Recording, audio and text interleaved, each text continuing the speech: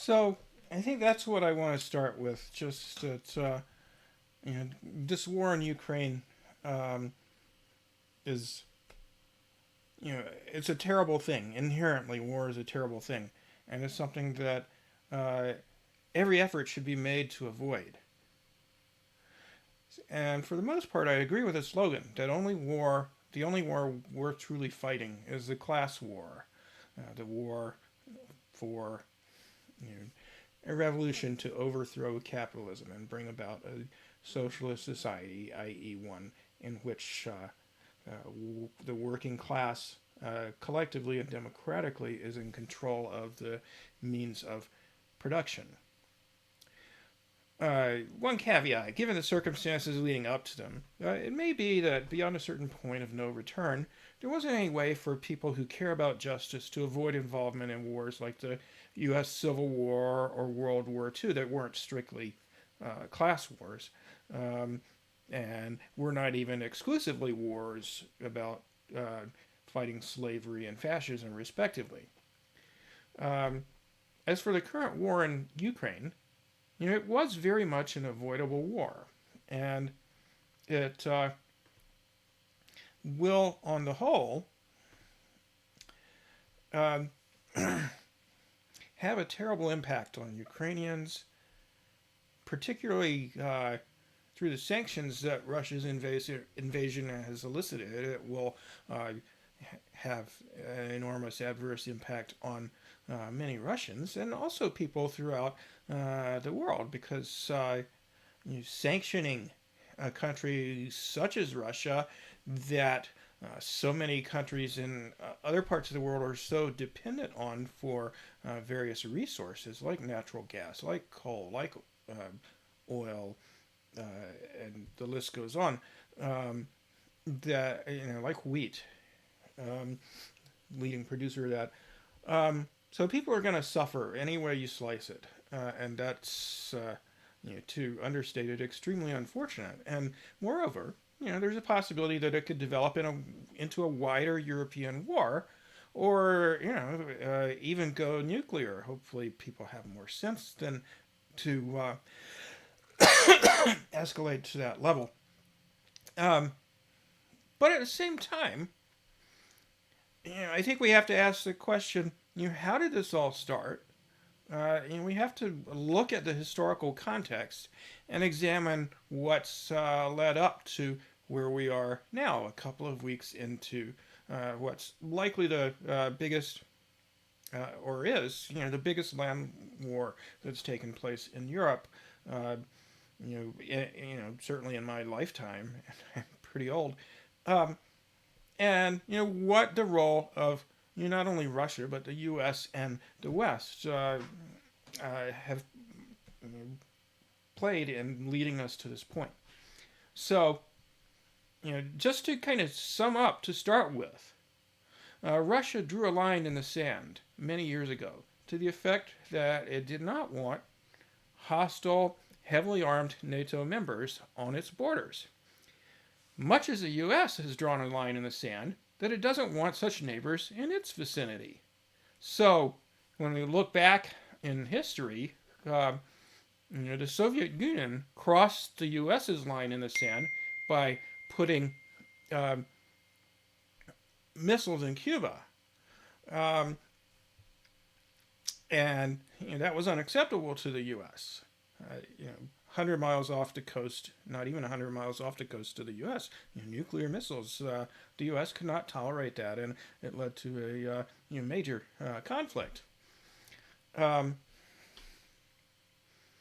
and similarly, the U.S. crossed Russia's line in the sand by talking about adding Ukraine and Georgia, neighbors of Russia, to NATO, arming Ukraine ever since 2016, backing a neo-Nazi-led coup in Ukraine in 2014, abandoning various arms control treaties, etc.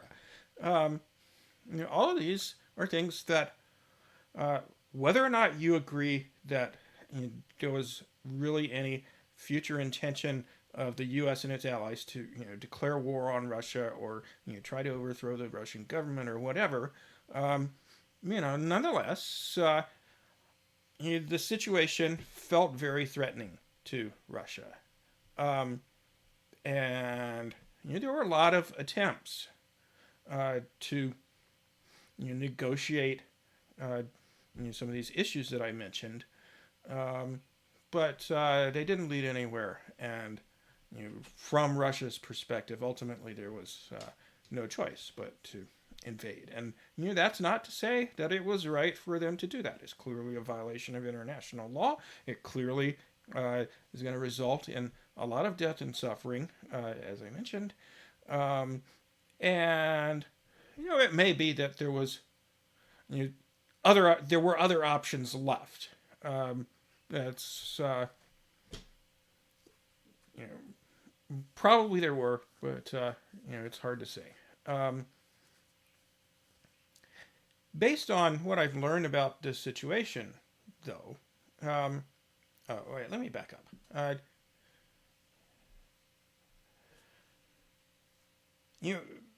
Just as it was important for this conflict to have been avoided in the first place, it's essential for the well-being of everyone that a peaceful settlement be reached now. But based on what I've learned about this situation recently, and it's not something that I had followed closely up until a few weeks ago, I don't believe that it's going to be possible unless Russia's security concerns are taken into account.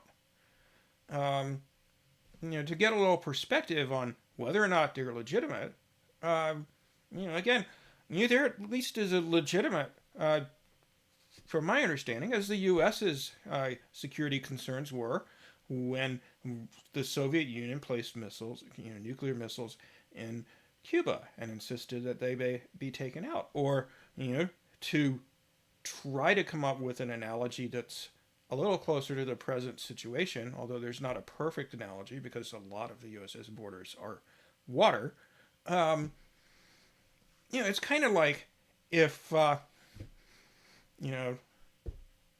were already, Russian nukes in Cuba, and there was, a coup in Canada that resulted in a hostile government to the U.S. where, irrespective of how many high positions in the government they held, there was a very influential, fascist element in Canada, and a Russian-backed coup, I should add, and Russia started supplying weapons to the Canadian government, and there was fighting on the Canadian border with the U.S., where a group of largely Americans was being brutally attacked by the Canadian government and paramilitary forces, killing thousands and thousands of people. That's what's been happening in Ukraine. There's been a civil war in Ukraine, in eastern Ukraine, on the border with Russia, where the population is largely Russian-speaking, largely Jewish, and the folks attacking them, and there's been fighting on both sides, but the folks attacking them have had a significant element of Nazis who hate Jews and hate Russians. So there's stuff that's led up to the point where we're at now. And so, that's kind of the short version of what I want to say about this conflict. But, there's a lot else that needs to be said. And, in particular, we need to dive in a little detail into the history leading up to this. Now, one point of view that I've heard expressed by a dissident Russian leftist named Boris Kagarlitsky, who's a professor at a sociology professor at a university in Moscow, is that much of the motivation for Russia's invasion was internal. That basically, Russia is a very corrupt and undemocratic and unequal society, and there's a lot of social discontent in Russia, and that um, you know, flagging popularity on the part of Putin, uh, dissatisfaction with the Russian government was a major impetus for um, Russia's decision to invade. And he claims that the situation's basically been the same for the past 8 years, and that you know it was this decline in popularity that he argues has happened that was the impetus for this to happen now as opposed to sometime within the past 8 years. Um, and although, as a Russian who follows political events in his country pretty closely, I'm sure he knows a lot about what's happening there. But from what I've read from uh, various scholars who've studied Russia and Ukraine very closely, and various journalists who've done so, um, I don't, and based on what I know about just how wars happen in general, I don't buy his claims. Um, you know, when you look at any war, uh, there's almost always some sort of geopolitical reason. So, when you look at the Iraq War, for example, um, there were, uh, it was to a significant degree about the U.S. desire to control resources in Iraq and in the Middle East in general, principally oil, but just to exercise control over that region uh, as much as possible. Largely because of that particular resource being there in abundance. Um, and yeah, you could say the same thing about pretty much any war. So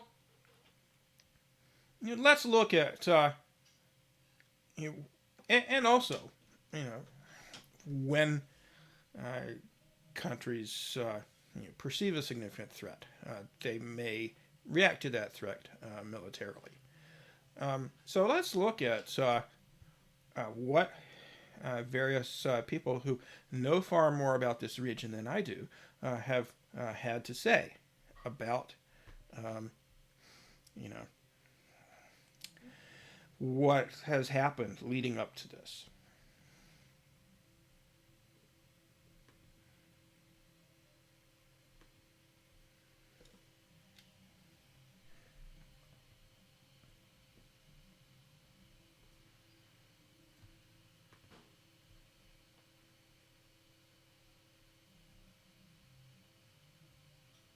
Okay, this is not what I wanted. Uh, let's do this.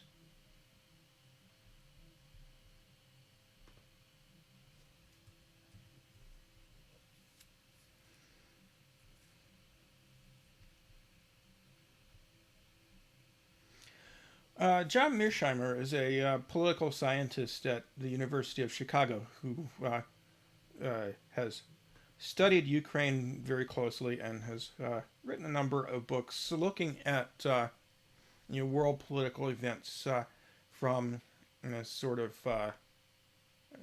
perspective of you know how geopolitical interests, economic and political interests of different countries, particularly you know, world powers like the United States or Russia or China, how those factors play a role in the political decisions that they make.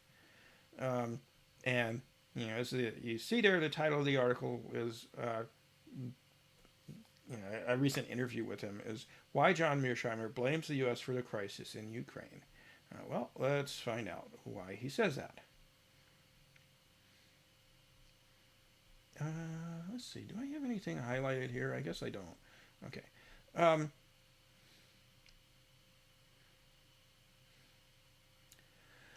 Mearsheimer is a proponent of great power politics, a school of realist international relations that assumes that, in a self-interested attempt to preserve national security, states will preemptively act in anticipation of adversaries.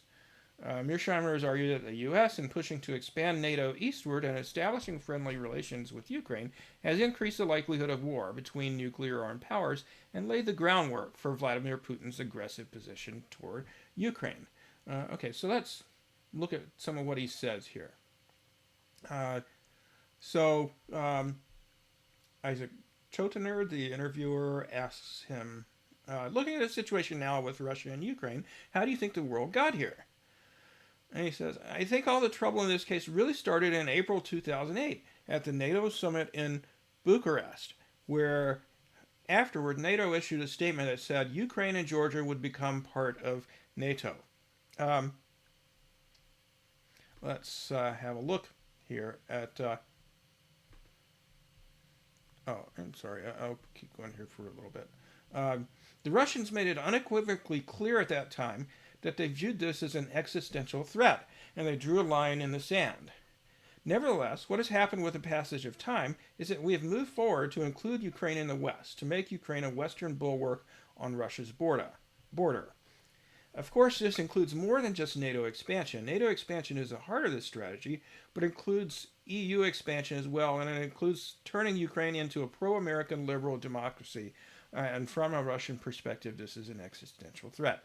Well, I don't agree with his characterization of what the U.S. has done in Ukraine and other places where it has intervened in countries' internal affairs, as turning them into pro-American liberal democracies. In fact, the U.S. Generally just turns states into pro-American governed states through violent coups often, or rigged elections and so forth. And typically, the government that results from this is quite right-leaning, if not fascist. But in any case, the U.S. Actually understood in 2008 that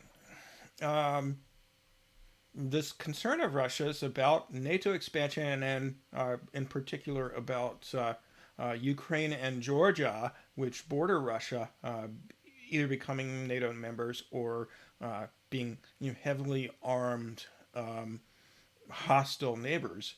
That was recognized by the U.S. that this was a genuine concern of the Russians. Here's a diplomatic cable leaked by WikiLeaks from 2008 by it was a cable authored by William Burns, who was the ambassador to Russia at that particular time. And here's what he had to say, or part of it. Ukraine and Georgia's NATO aspirations not only touch a raw nerve in Russia, they engender serious concerns about the consequences for stability in the region.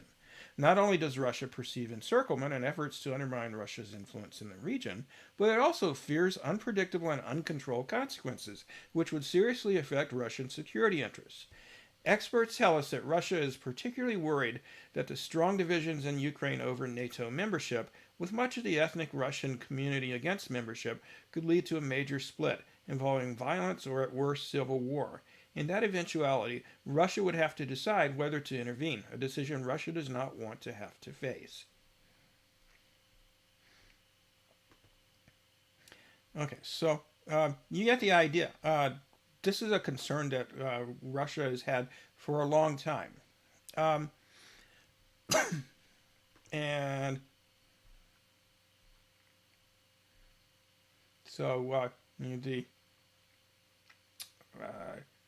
author of the article disputes with him, as I did, his characterization of the U.S. turning places into liberal democracies as opposed to simply states that are pro-American and hostile to U.S. enemies, and typically not very democratic. But in any case,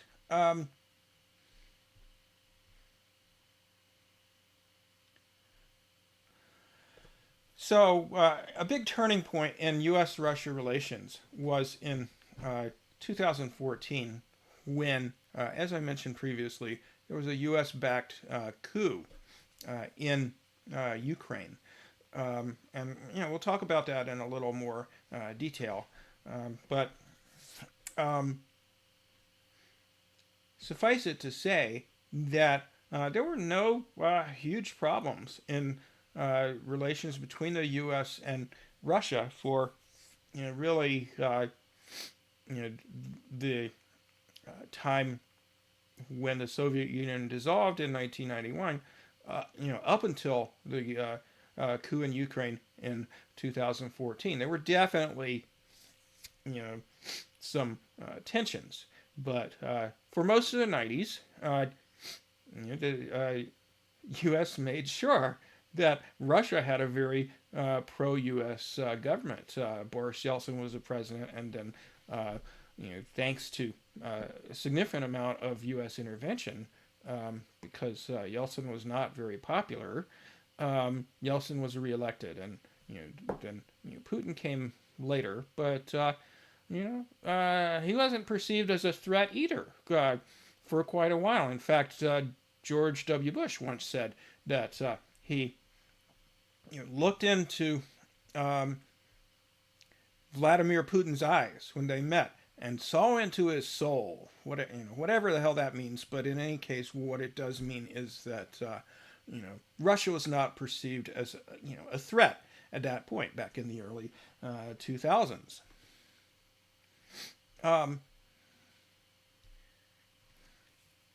But let's dive into a little more detail about what happened after that.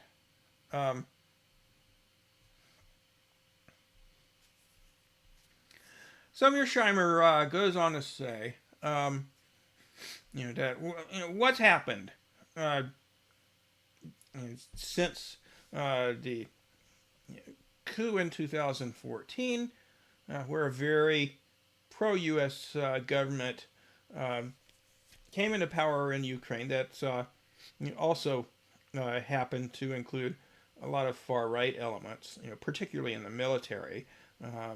Not as much, but definitely to a significant extent in the government itself. And then there was a civil war, and under Trump and now under Biden, the U.S. has started supplying weapons to Ukraine in substantial amounts every year, and so on and so forth. Tensions have escalated, and so the interviewer asks John Mearsheimer if he thinks that Russia's reaction to what was happening in Ukraine reflected imperialism. That it would seem like almost some sort of imperialism for Russia to tell Ukraine that they can't be a quote liberal democracy, or in actuality that they can't have a government that's very hostile to Russia, right on their border. And so he says, it's not imperialism, this is great power politics. When you're a country like Ukraine and you live next door to a great power like Russia, you have to pay careful attention to what the Russians think. Because if you take a stick and you poke them in the eye, they're going to retaliate. States in the Western Hemisphere understood this full well with regard to the United States. The Soviet Union installing nuclear missiles in Cuba was kind of like poking the U.S. bear, so to speak, in the eye. Likewise, all the various things that I've described happening in Ukraine, right next door to Russia, was kind of like poking the Russian bear in the eye. And so he's saying it's not a question of whether or not the Russian invasion of Ukraine is right or wrong. He thinks it's wrong, but that it's what you would expect to occur. under the circumstances. That's just how powerful countries, and Russia is nowhere near as powerful as the U.S., but it's nuclear armed. Um, they're gonna react when they're threatened. They're that's just how it is. So he says there's no country in the Western Hemisphere that we, the United States, will allow to invite a distant great power to bring military forces into that country. We can't have Russia or anyone else substantially arming Cuba or Canada or Mexico or anywhere else that's close to us. We just won't tolerate it, and Russia's the same way.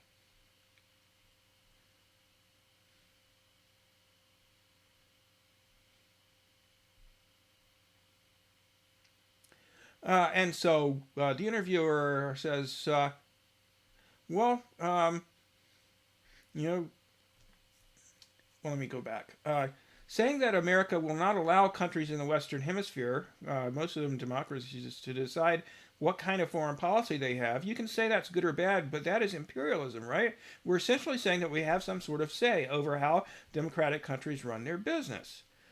And he said, well, we do have that say. And in fact, we overthrew democratically elected leaders in the Western Hemisphere during the Cold War because we were unhappy with their politics. That is the way great powers behave. And so Chotiner asks him,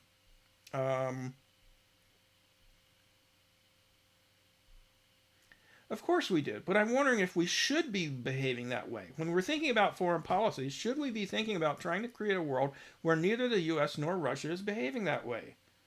And Dr. Mearsheimer said, basically, that's not the way the world works. When you try to create a world that looks like that, you end up with the disastrous policies that the United States pursued during the unipolar moment. We went around the world trying to create liberal democracies, he says. It's not what we tried to create, but in any case. Our main focus, of course, was in the greater Middle East, and you know how well that worked out. Not very well. So he's saying, the way the world works, unfortunately, doesn't have anything to do with, international law or morality or anything like that. It has to do with what countries that are powerful enough to often get their way, or try to get their way without suffering disastrous backlash to their own country. They are going to do what they perceive to be in their best interests, and other countries are not going to be able to really stop them from at least attempting to pursue their perceived self-interest.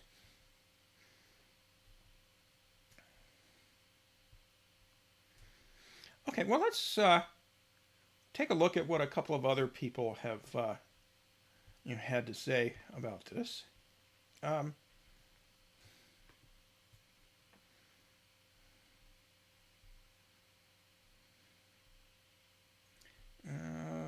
I don't want this. How do I get rid of this? Hillary Rodham Clinton. Okay, I don't want to see Hillary Clinton's face. How do I get back to this? Joining us now live. Okay. Russia's Ukraine invasion may have been preventable. The U.S. refused to reconsider Ukraine's NATO status as Putin threatened war. Experts say that was a huge mistake. And this is a column by someone who works for MSNBC, so very much a mainstream, politically mainstream person, kind of like Mearsheimer is.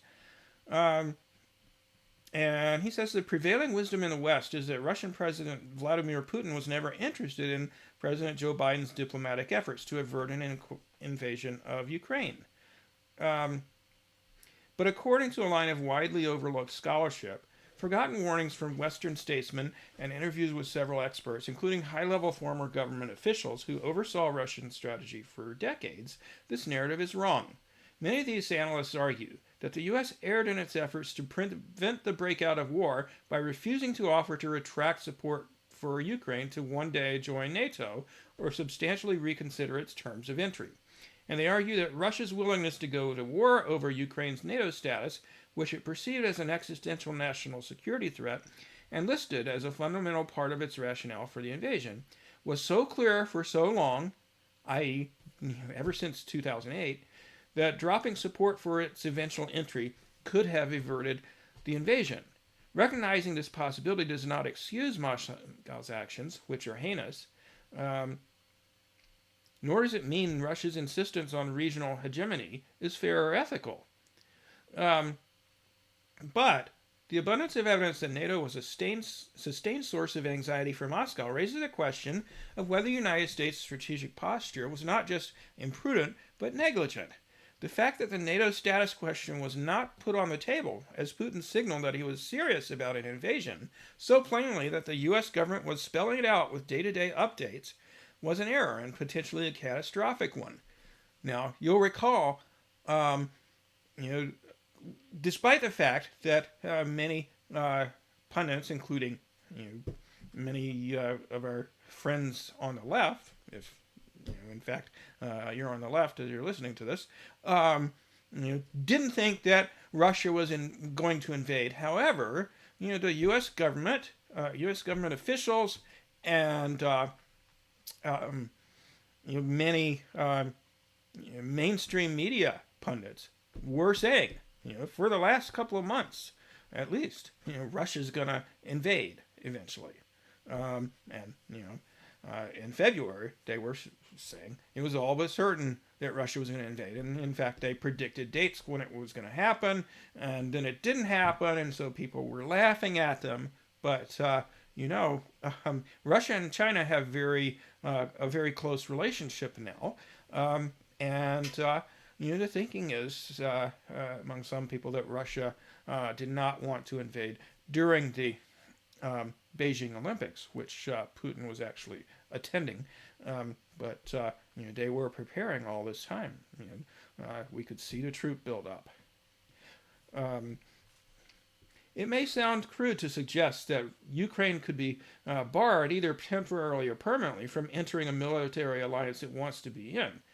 But what's more cruel is that Ukrainians might be paying with their lives for the United States' reckless flirtation with Ukraine as a future NATO member without ever committing to its defense. Analysts say it's widely known that Ukraine had no prospect of entering NATO for many years because of its need for major democracy and corruption reforms, and because NATO has no interest in going to war with Russia over Ukraine's Donbass region, where Russia has meddled and backed armed conflict for years. But by dangling the possibility of Ukraine's NATO membership for years but never fulfilling it, NATO created a scenario that emboldened Ukraine to act tough and buck Russia without any intention of directly defending Ukraine with its firepower if Moscow decided Ukraine had gone too far. It was the desire of Western governments not to lose face by compromising with Russia. Anatol Levin, senior research fellow on Russia and Europe at the Quincy Institute for Responsible Statecraft, told me, the author of the article. But it was also the moral cowardice of so many Western commentators and officials and ex-officials who would not come out in public and admit that this was no longer a viable project. So in other words, basically, the thinking is, if NATO had simply said, okay, we're not considering admitting Ukraine to NATO anytime soon, if ever, then the war might have been averted. But they were never willing to say that. And moreover, as we'll discuss in more detail, there were many ways in which arguably Ukraine was becoming a de facto NATO member without formal membership. Well, let's look at what someone else who my listeners are undoubtedly very familiar with had to say about this back before it happened. Bernie Sanders wrote a column in the Guardian, where he talked about basically he predicted that this war would happen in early February. February 8th is the date of this column, and the war actually broke out. The Russian invasion occurred on February 24th. So he says, title of the article is, We Must Do Everything Possible to Avoid an Enormously Destructive War in Ukraine. Wars have unintended consequences, he says. They rarely turn out the way the experts tell us they will. Just ask the officials who provided rosy scenarios for the wars in Vietnam, Afghanistan, and Iraq, only to be proven horribly wrong. He goes on to say, no one knows exactly what the human cost of such a war would be, but there are estimates that there could be over 50,000 civilian casualties in Ukraine and millions of refugees flooding neighboring countries as they flee what could be the worst European conflict since the Second World War. It's hard to get precise estimates now, but it has been estimated that there have been several thousand casualties at this point in time, and there have been over 1 million refugees, and lots of damage to Ukrainian infrastructure. So it's already pretty bad, even if it hasn't reached the level that Berne describes it as.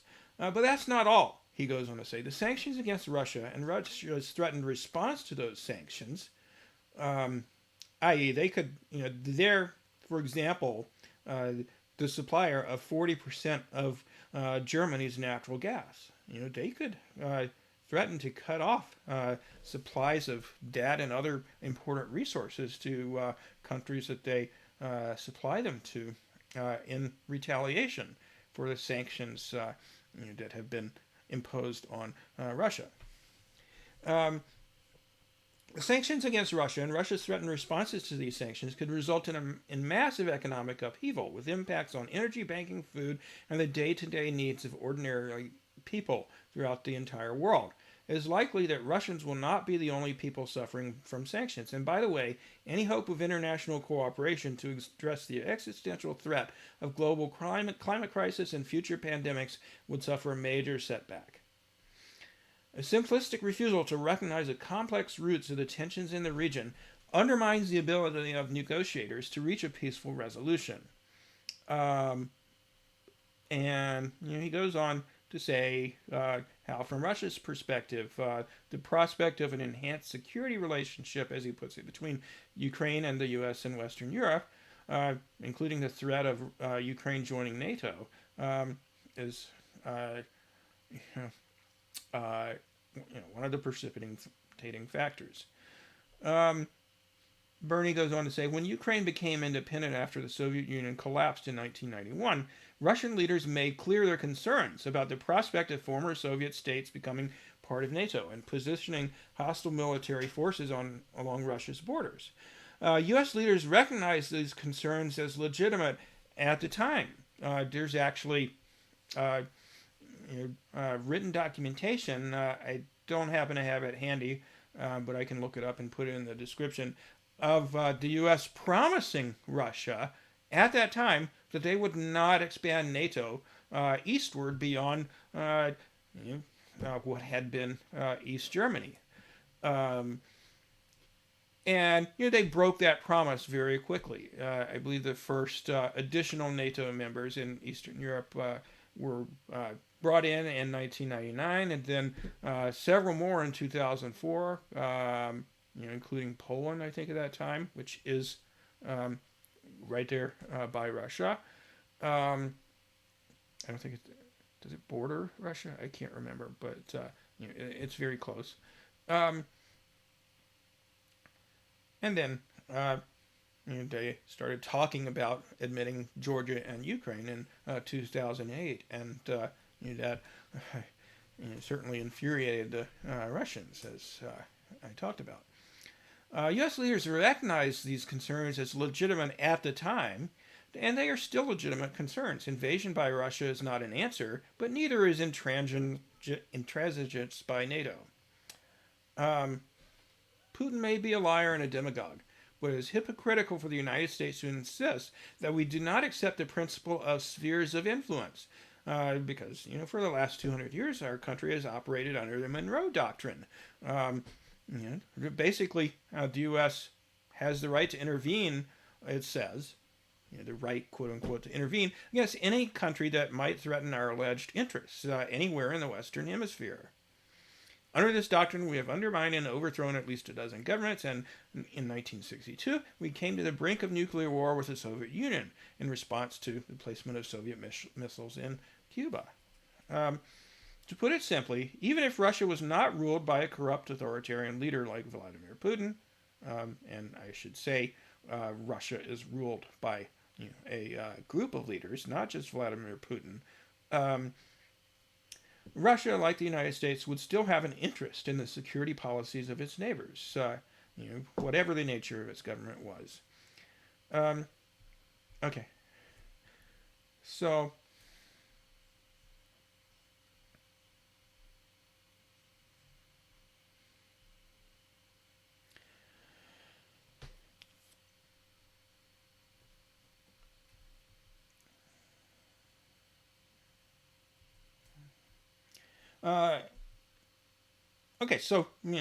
these are all very politically mainstream people. Bernie Sanders and John Mearsheimer and whoever it was that the MSNBC commentator, columnist interviewed. Sanders, more at the left wing of the mainstream, but he's a Russiagator.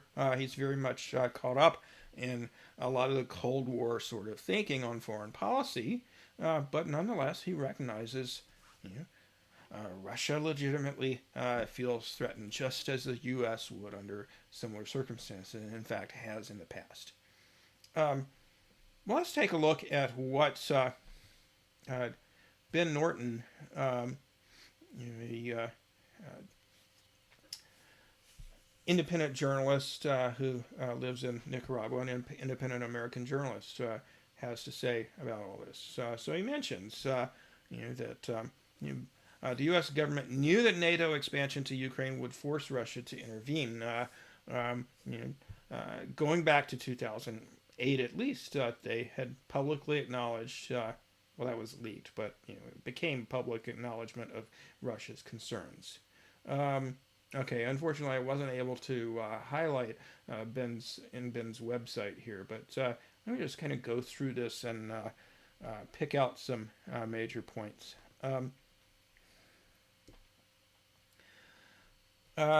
So, they knew back as far as 2008, at least, that the possibility of adding Ukraine to NATO, or Georgia, another neighbor border country to NATO, was seen as a serious military threat by Russia, one that crosses Moscow's security red lines and could force it to intervene. Yet Western leaders continued insisting that Ukraine would join the U.S.-led military alliance, right up until Russia did indeed intervene in February 2022. Well, I mean, I don't think they insisted that Ukraine would join NATO, but they were very coy about it. They definitely refused to say Ukraine wouldn't, or that they had ruled that out. Okay, so he goes on to talk about that diplomatic cable back in 2008,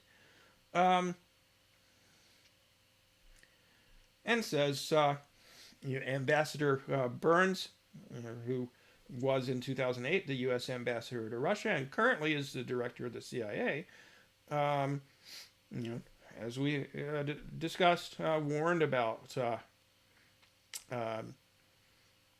Russia's concerns. To read another part of what he said, Ukraine and Georgia's NATO aspirations not only touch a raw nerve in Russia, they engender serious concerns about the consequences for stability in the region. Not only does Russia perceive encirclement and efforts to undermine Russia's influence in the region, but it also fears unpredictable and uncontrolled consequences, which would seriously affect Russian security interests. Experts tell us that Russia is particularly worried that the strong divisions in Ukraine over NATO membership, with much of the ethnic Russian community against membership, could lead to a major split involving violence or at worst civil war. And of course, we know that civil war has happened, not just because of that, but for various other reasons. Berne's warnings came true just a few years later.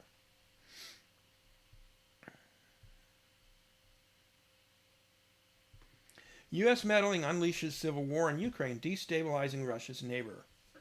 Um,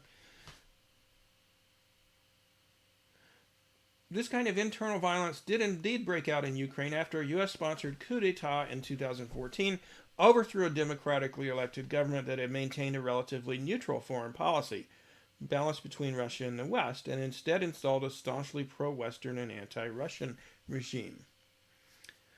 In response to the 2014 putsch, Russian speaking Ukrainians in the eastern Donbass region rose up against the coup government in Kiev, which they denounced as an illegitimate Western puppet regime.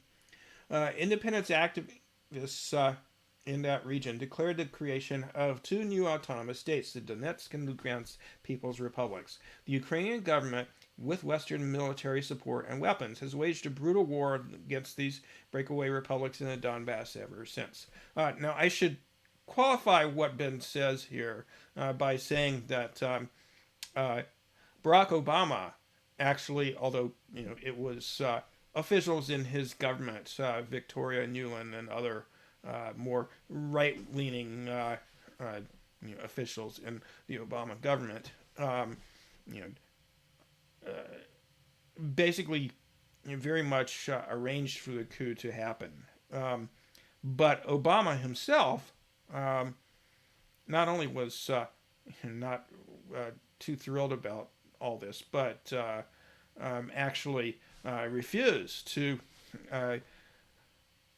authorize weapons sales to Ukraine throughout his term. So it wasn't until Donald Trump came into office, pressured to act tough against Russia, because he was falsely labeled a Putin puppet. Trump started arming Ukraine, and Biden has continued that.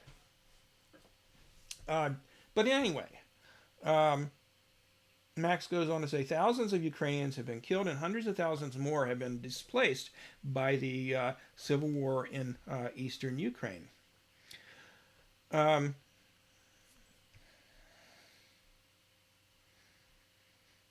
On February 21st, 2022, Russia officially recognized Donetsk and Lugansk as independent states.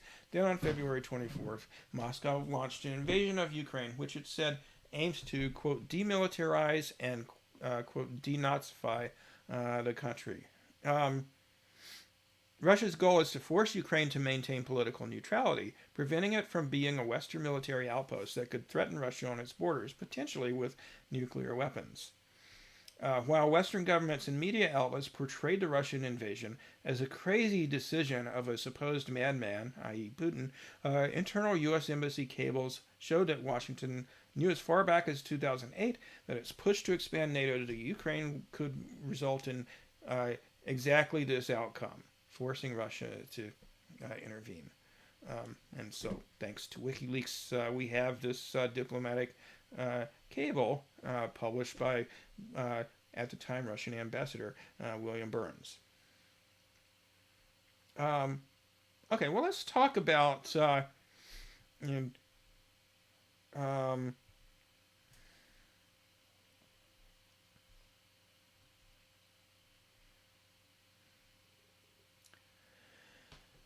let's talk about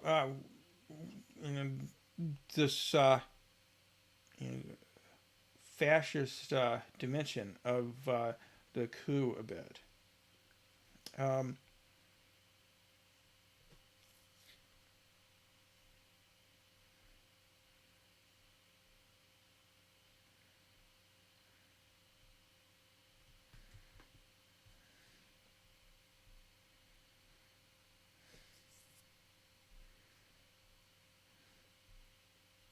Let's see. No, that's not the article I want. Hold on.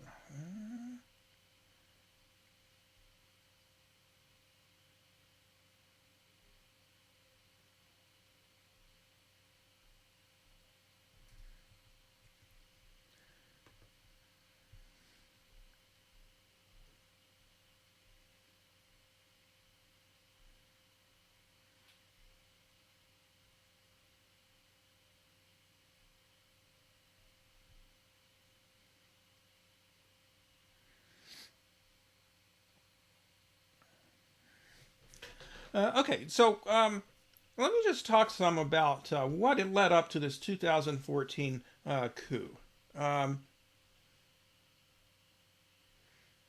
in the 2010 presidential election, the Ukrainian people voted for a new leader who promised a more balanced foreign policy than his predecessor, who was U.S. backed and pro Western and actually supported NATO membership.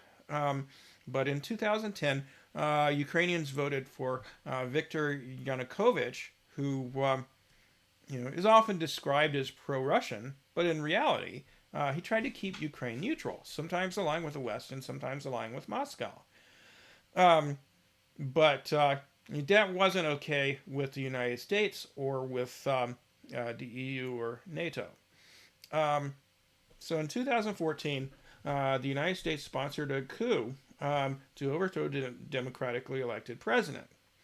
Far right extremists and neo Nazis played a key role as a violent muscle behind this putsch. And I'll talk about that in a little more detail shortly. Meanwhile, behind the scenes, senior U.S. diplomats like hardline anti Russian hawk Victoria Nuland, who was a top official in George W. Bush's administration as well, were conspiring with friendly Ukrainian politicians to create a pro Western puppet regime right on Russia's borders. Um, and there was actually a leaked conversation between Nuland and U.S. Ambassador Jeffrey Pyatt, ambassador to Ukraine, I guess, speaking about U.S. strategy for a political transition in Ukraine. Um,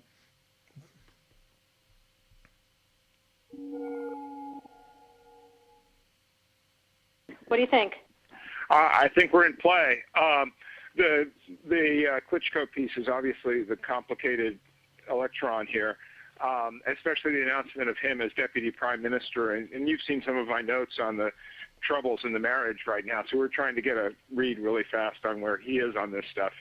But I think your argument to him, which you'll need to make, I think that's the next phone call we want to set up, is exactly the one you made to Yachts. And I'm glad you sort of put him on the spot on where he fits in this scenario. And I'm very glad he said what he said in response. Good. So I don't think Cleach should go into the government. I don't think it's necessary. I don't think it's a good idea. Yeah, I mean, I guess you think, what, in terms of him not going into the government, just let him sort of stay out and do his political homework. And in terms of sort of the process, the problem is going to be Tony Book and his guys waiting on all of this.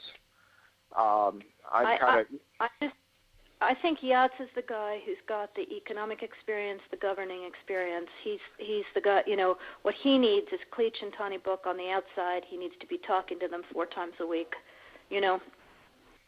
I just think Cleach going in, he's going to be at that level working for Yatsenyuk. It's just not going to work. Yeah. okay, so they're discussing who they want to pick to run Ukraine's government after this coup backed by the United States occurred. And by the way, Victoria Nuland is not only was she in Obama's administration, having previously been in George W. Bush administration, but now she is a top official in Joe Biden's administration as well.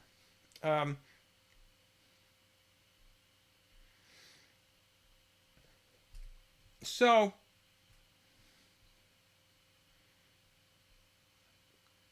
let's talk some about the Nazis in Ukraine.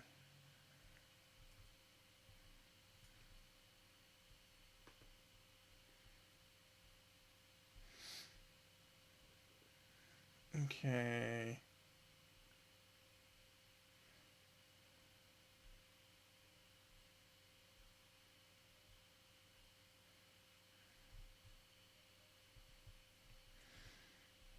I had something that talked about the very beginning of all this.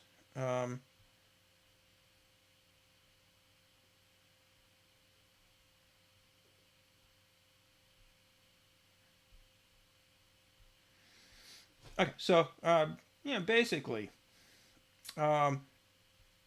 Ukraine has a very long history of far right elements you know, having an inordinate influence on Ukrainian politics. Back during World War II, there was a great deal of collaboration between fascist elements in Ukraine and the Nazis, which resulted in hundreds of thousands of Jews and others being killed, more than 1 million actually. And it turns out that not only is Ukraine not sort of distancing themselves from that history, as, for example, Germany has done, but they've actually embraced that history, and you can find monuments to these Nazis all over Ukraine.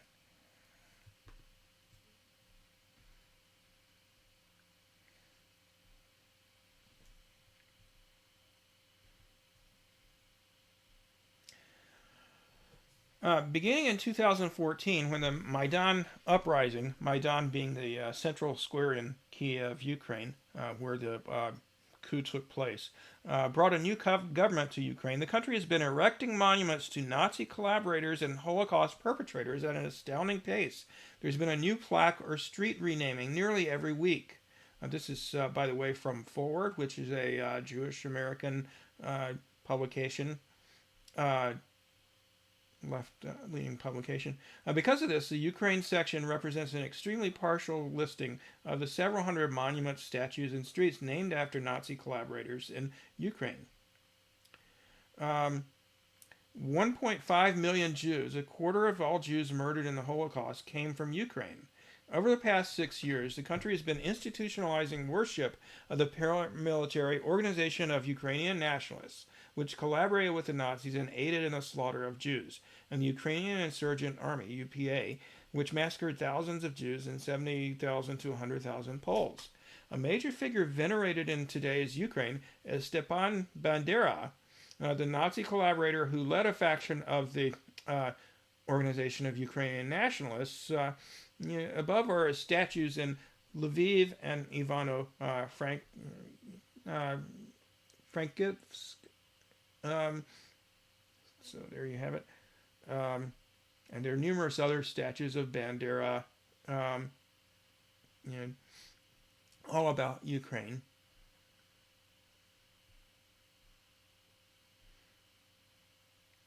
And this photo here is a photo in 1941. The photo on the left, when OUN members welcomed the Nazis, assisting with their murder of Jews. The banners include Heil Hitler and Glory to Bandera, Stepan Bandera.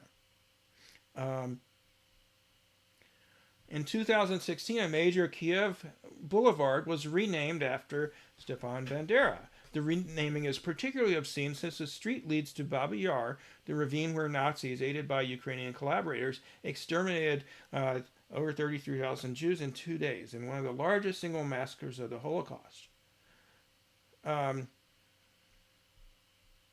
on the right there is a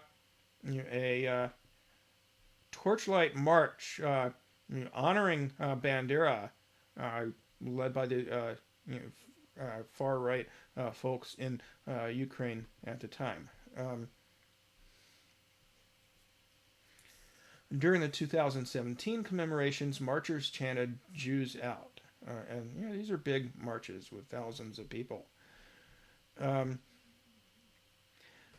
Also, monuments to Roman Shukevich, another organization of Ukrainian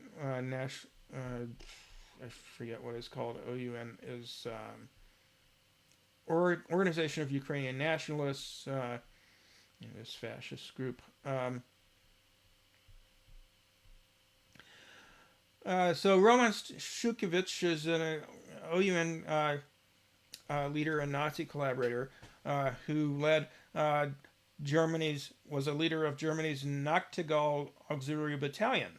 Shukevich later commanded the brutal Ukrainian Insurgent Army, or UPA, responsible for butchering thousands of Jews and 70,000 to 100,000 Poles. Shukevich is honored with several dozen streets in Ukraine, and most of the Bandera and Shukevich statues are in western Ukraine. Remember, eastern Ukraine is where there's a very large Russian as well as Jewish population these days. In western Ukraine, the majority of the Jewish population was exterminated. A major boulevard has been named for Shukevich in Kiev as well.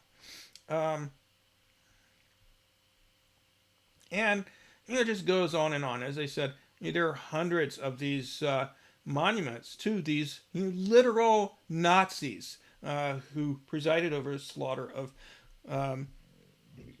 more than 1 million Jews and certainly many others during during World War II.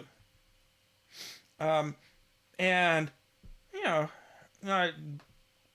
some people will try to tell you that there's a similar sort of far right elements in Russia.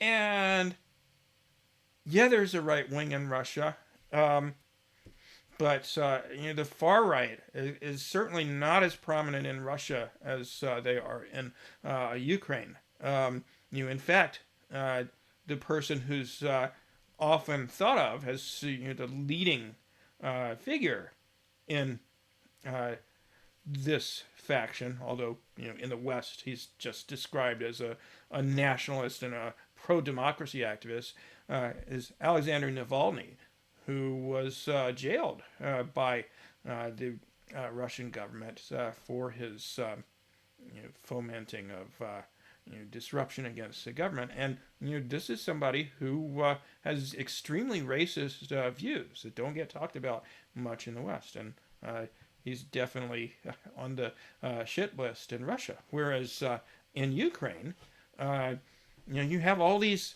streets being named and statues being put up in honor of literal fucking Nazis in Ukraine who led the slaughter of Jews. And of course, Russia, on the other hand, the Soviet Union at the time was invaded by the Nazis and lost 20 million people in their ultimately successful effort to fight and defeat the Nazis. So there's a very strong anti-fascist element in Russia. And that's not to say that Putin is not right-leaning or that the Russian government in general is some sort of bastion of liberalism or something, but it is not heavily influenced by fascists in the way that Ukraine's government is. Now, what a lot of people will say is, well, look, the president of Ukraine, Zelensky, is Jewish. Now, that was that hasn't been the case since 2014. Zelensky was elected in 2019. He was very popular at the time, and he promised to enact all sorts of reforms, including reining in the far right elements, such as the Azov Battalion and several other right-leaning elements that I haven't enumerated. But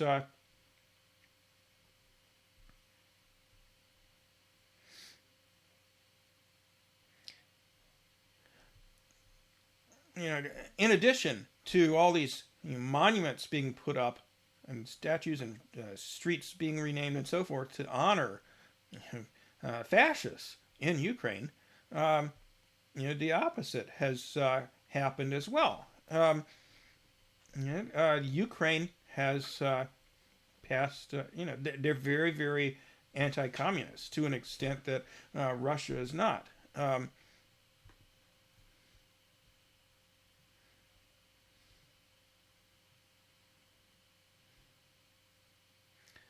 Ukraine had 3 functioning communist parties until they were banned from elections after the 2014 coup. Communist symbology and memorials were also banned.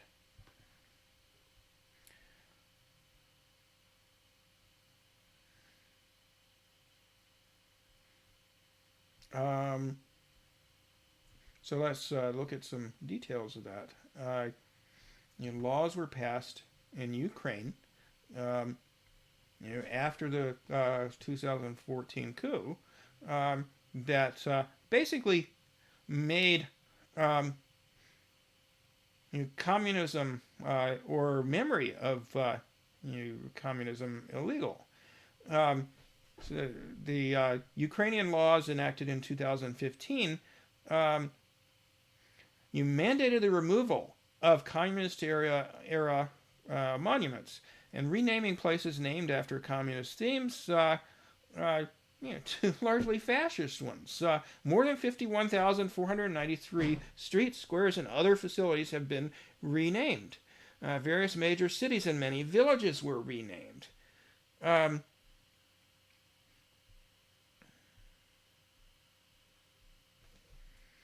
in addition, as I said, communist parties were banned from running in Ukrainian elections. So much for what Dr. Mearsheimer characterized as the U.S. Installing a pro-Western democracy in Ukraine. It's not a democracy. Literally, the left is not allowed to run for office in Ukraine. In contrast to that, in Russia, although there's certainly a lot of political repression in Russia. Don't get me wrong about that. The Communist Party is the second largest political party in Russia. In some parts of the country, they are the largest.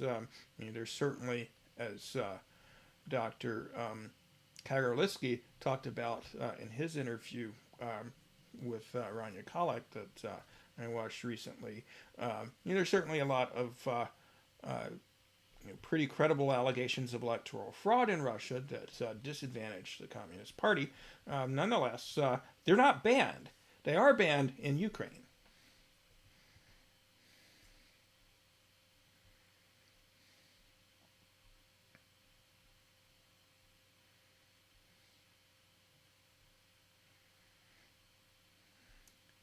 And that's what the United States is blessing.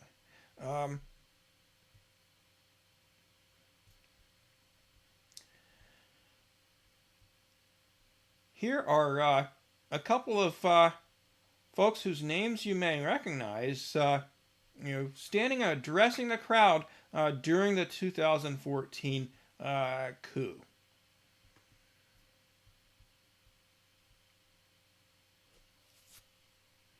The European Union cut off trade talks with Ukraine today, saying the former Soviet republic's terms have, quote, no grounds in reality. That development fired up protesters in the capital city of Kiev, who were joined this afternoon by Republican Senator John McCain of Arizona and Democrat Chris Murphy of Connecticut. They told the crowd of more than 200,000 that Americans support their resistance. Protesters want closer ties to Europe, not Russia.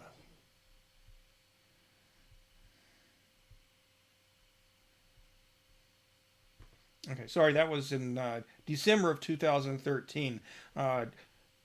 Republican Senator John McCain and Democratic Senator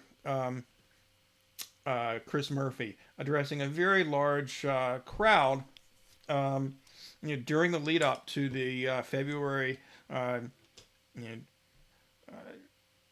2014 coup in Ukraine.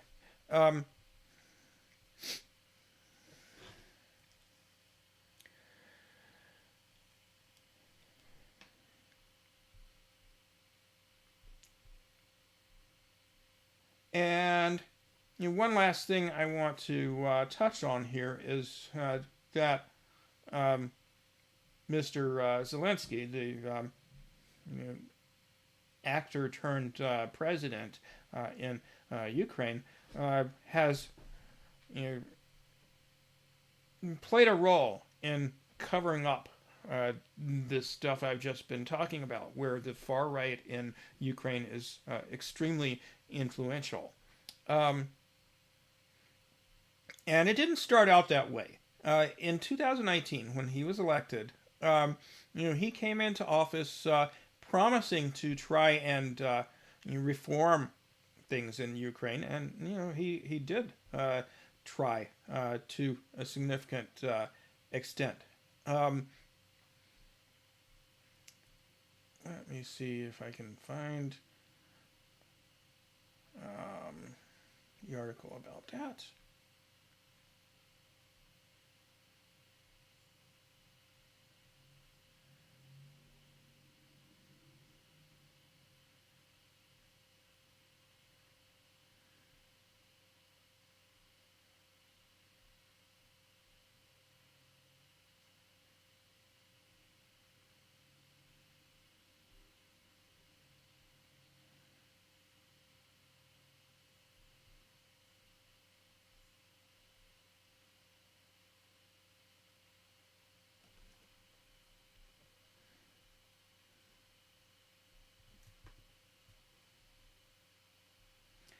Okay, here we go.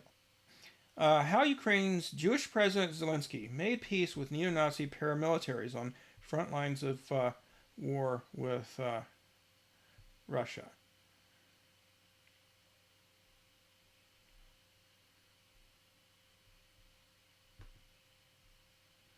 Okay, it's clearer for some reason. So the photo you see there is Zelensky, the Jewish president of Ukraine, elected in 2019, shaking hands with Right Sector Commander Dmitry Kotzebalo. And the Right Sector is a literal Nazi organization. And Zelensky is awarding him the Hero of Ukraine award. So, how exactly did that happen, you might wonder? Back in October 2019, as the war in eastern Ukraine dragged on, Ukrainian President Zelensky traveled to Zolote, a town situated firmly in the contested region of Donbass, where over 14,000 had been killed during the 8-year civil war there, or 6 years, 5 years at that time, mostly on the pro-Russian side. There, the president encountered the hardened veterans of extreme right paramilitary units, such as the Right Sector and the Azov Battalion, keeping up the fight against Russian-speaking separatists, a few miles away. Oh, I should also mention that one of the things that the Coup government did before they eventually had to back down was they, made it, under the predecessor, what's his name, 2010 to 2014, the president during that time, Russian was made a second language in Ukraine. It was like one of the official languages of Ukraine, and the Coup government got rid of that and said, no, only Ukrainian is an official language of Ukraine, and so you can't have street signs or textbooks or whatever in Russian, which obviously the people mainly in the eastern part of the country and the southern part of the country whose language largely is Russian, their first language, obviously were very upset about this. Okay, anyway, elected on a platform of de-escalation of hostilities with Russia and with the eastern region, where not only the Ukrainian government but all these extreme right paramilitary units were waging war against the population of eastern Ukraine. Zelensky was determined to enforce the so-called Steinmeier formula, conceived by then German Foreign Minister Walter Steinmeier, which called for elections in the Russian-speaking regions of Donetsk and Lugansk, the Donbass region.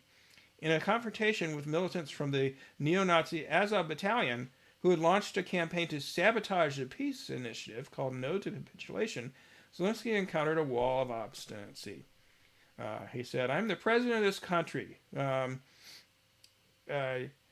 I'm 41 years old. I'm not a loser. I came to you and told you, remove the weapons." But they refused.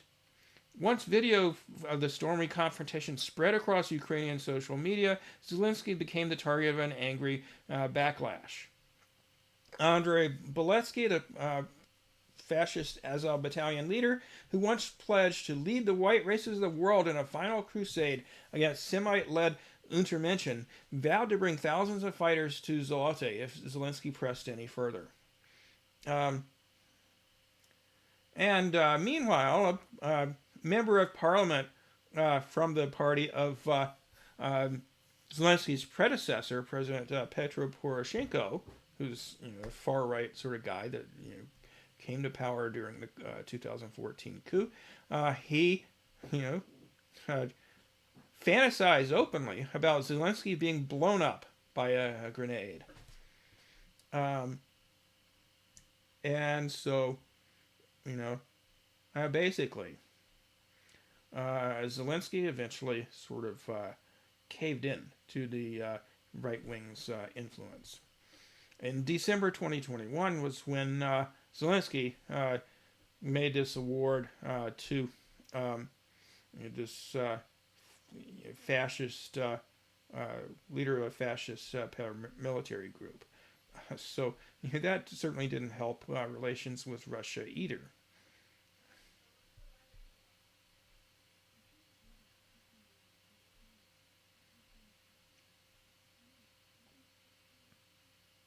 A full-scale conflict with Russia was approaching, and the distance between Zelensky and the extremist paramilitaries was closing fast. On February 24th, when the Russian invasion occurred, U.S. media embarked on a mission of its own to deny the power of neo-Nazi paramilitaries over the country's military and political sphere. As the U.S. government-funded National Public Radio insisted, Putin's language about denazification is offensive and factually wrong. Well, it's not factually wrong, as I just described. And, I forgot what I was going to say. I'm sorry.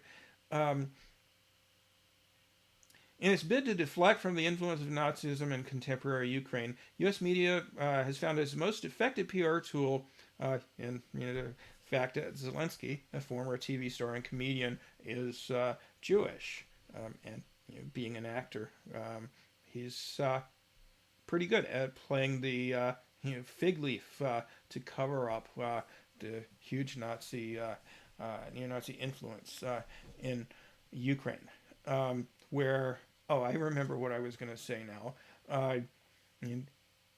These fascist groups are not only extra-governmental paramilitaries, but some of them, including the Azov Battalion, have been incorporated into the Ukrainian government's military.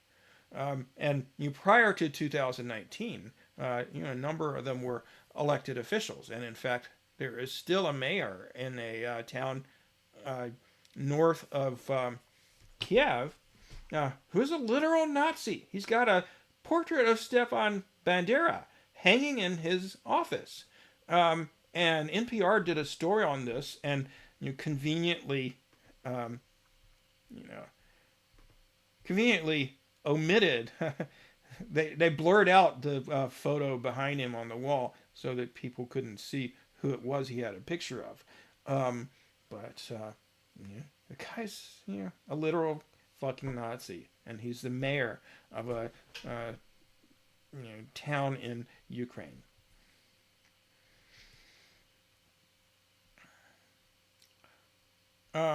There's a lot more I could say about all this, but let me see if I can kind of wrap up here.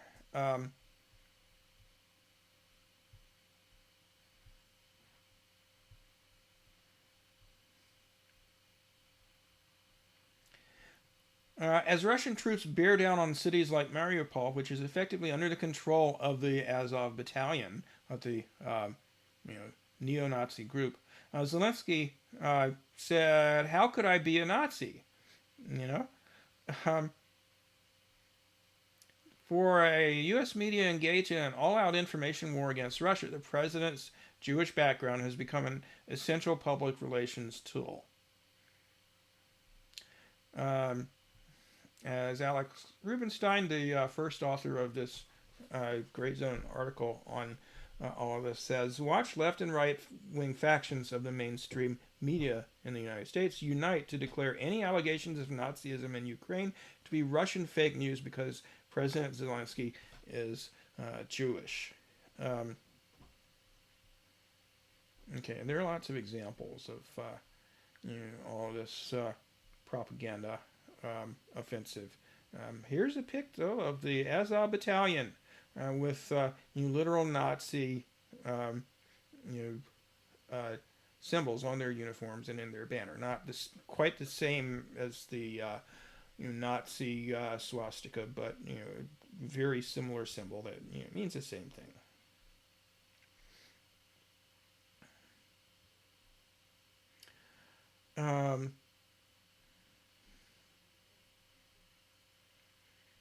Igor Kolomoisky, a Ukrainian energy baron of Jewish heritage, has been a top funder of this neo-Nazi Azov battalion since it was formed in 2014. And, certainly if you know something about the history of Israel and their current status as this far-right regime that's practicing ethnic cleansing, if not genocide, in Palestine. You know that they have a decades-long history, the leaders of Israel, of collaborating with fascists, and they have, in fact, supplied weapons to Ukraine and have a very close relationship with Ukraine since the 2014 coup. So anyway, this other Jewish fellow has been a top funder of the Azov battalion and also the top funder of Zelensky's presidential campaign in 2019. Even though Zelensky made anti-corruption the signature issue of his campaign, the Pandora Papers exposed him and members of his inner circle stashing large payments from Kolomoisky in offshore bank accounts. So, at this point, when this article was written a few days ago, the Azov battalion was still firmly in control of the port city of Mariupol. There were big battles going on there. The Azov battalion has done nice things like, assault women marching on International Women's Day, gay people, and so on and so forth.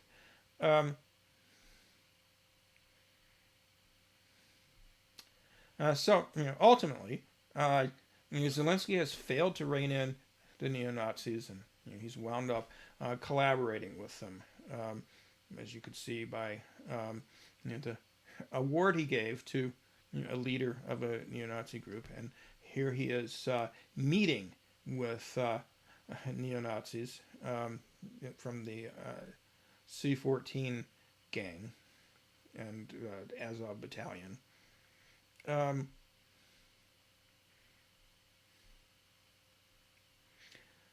Here's the former prime minister of Ukraine on stage at a concert put on by a neo-Nazi group.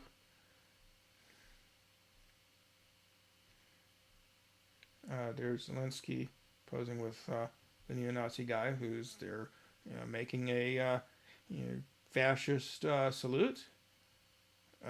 There are a number of different ones in different groups, and that's theirs.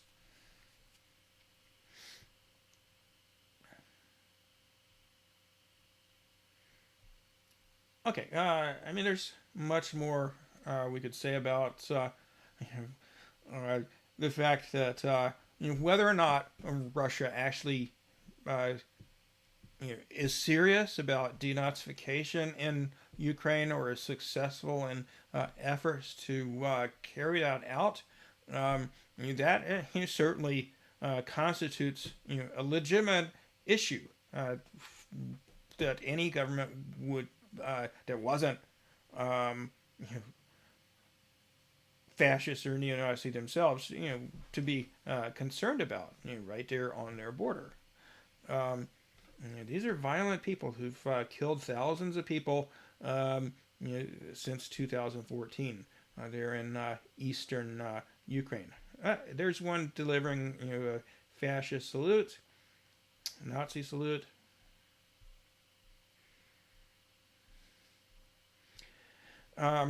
So, just to kind of wrap things up here,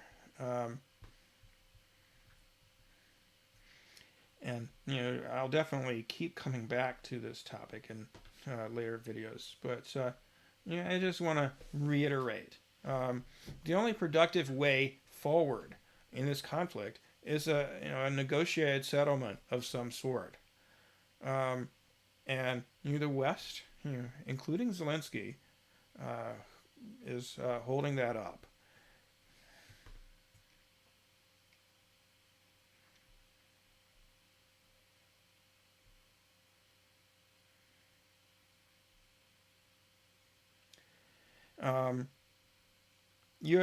Retired U.S. Army Colonel Douglas McGregor said in a recent interview, "I think Zelensky is a puppet, and he is putting huge numbers of his own population at unnecessary risk." I should wrap this up, so I don't want to play this right now, but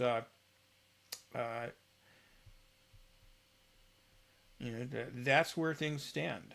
Zelensky may have meant well when he came into office, but he really is not. His power to kind of set things straight in Ukraine is very limited. He's very influenced by these far right forces, and there's a lot of evidence suggesting that he himself has become corrupt, and he's been very intransigent about trying to negotiate an end to this. He has agreed to meet with Russia, but not only are they still very far apart, but he's actually called for a no-fly zone to be imposed over Ukraine, and what that means is that the West would wind up directly intervening in the conflict because Ukraine, although they've been armed to a significant extent by the U.S. and other Western countries, they don't have the capacity to shoot down Russian planes on any large scale. So, basically a no-fly zone means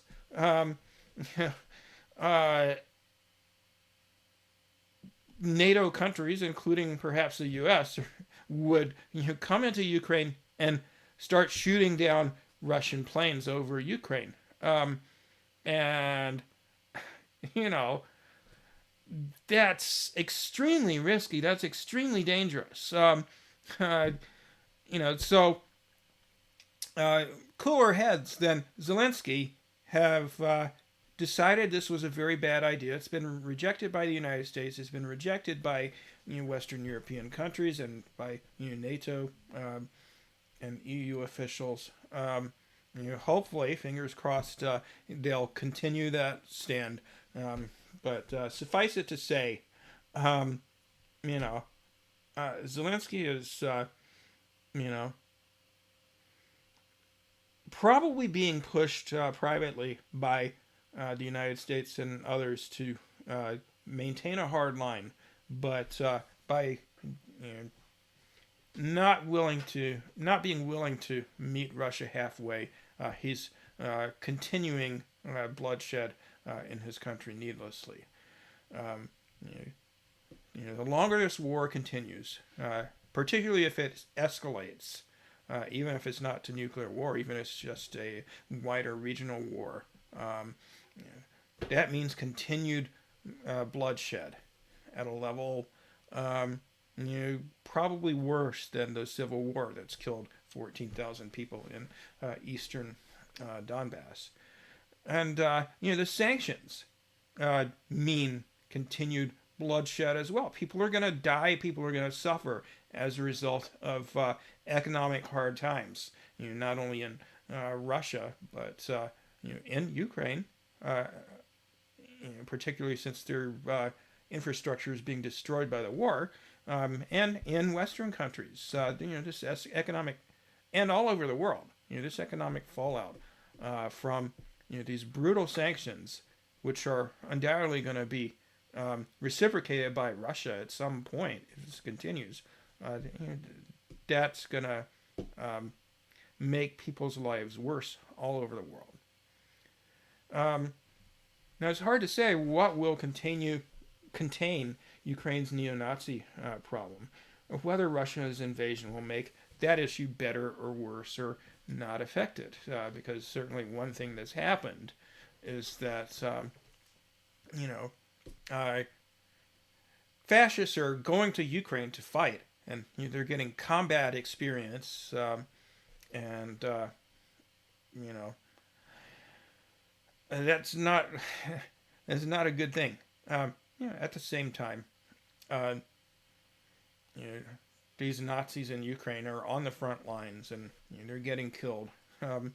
So we'll see what happens. But the bottom line is that an agreement that involves a U.S. and NATO promise not to expand NATO officially to Ukraine, and both Russia and the West agreeing to disarmament in regions bordering Russia and bordering Ukraine and Georgia and Poland and so forth, and a renewal of these nuclear arms limitation treaties that the U.S. abandoned during the 2000s. All of this is very much needed, as is a resolution of the Ukrainian Civil War through abiding by the agreement, the Minsk agreement, which was reached a few years ago to try and resolve some of this. And I didn't get a chance to cover that, but in any case, war is hell, and we need to push for peace any way we can. All right, so that's all for this time. Next time, I'll probably talk about this some more, and we'll see what happens. So long.